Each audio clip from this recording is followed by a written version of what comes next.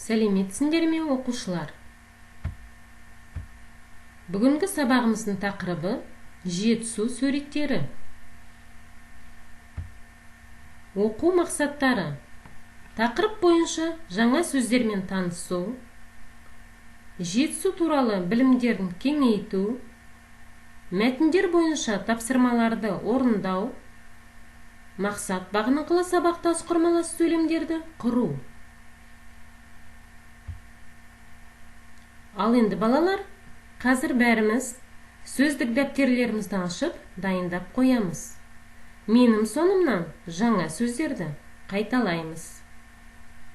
Жанат, енот, терек, тополь, кекілік, куропатка, шетен, рябина, ілбіз, леопард, сілеусін, рысь, құмырсқа, муравей, сұңқар, сокол, торғай, воробей, емен, дуб, үйіңкі, клен, өрмекші, паук, бұлан, лось, қараған, акация.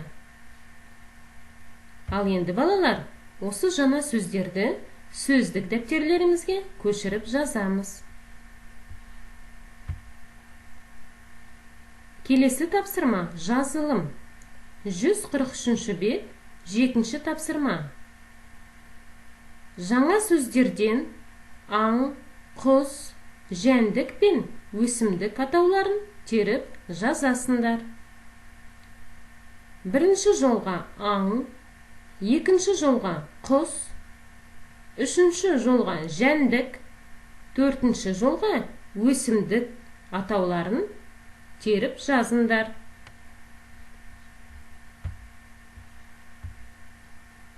Келесі тапсырма 144 бет, 10-шы тапсырма.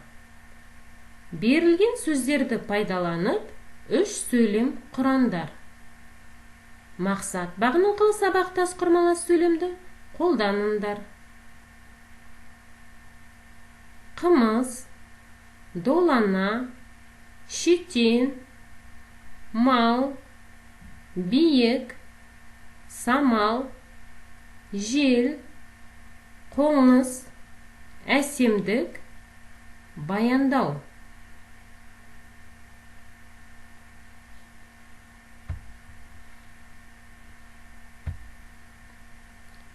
Келесі тапсырма 144 бет, 12-ші тапсырма. Жетісу суреттері тақырыбы бойынша кластер құрастырыңдар. Жетісу тақырыбы бойынша ойымызды жинақтап, осы кластерді толтырамыз.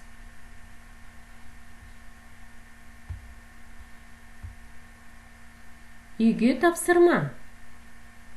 Үй тапсырмасы ретінде 144 бет, 11-ші тапсырма беріледі. Берілген үлгі бойынша кестені толтырыңдар. Бірінші бағанға 3 зат есім жазып, екінші бағанға сол зат есімдерге сипаттама бересіңдер. Ал келесі кері байланыс. Шығу билеті әдісі бойынша кері байланыс жасаймыз. Бүгін не үйрендіңдер? Не үйренгілерің келеді? Осы сұрақтарға жауап бересіңдер.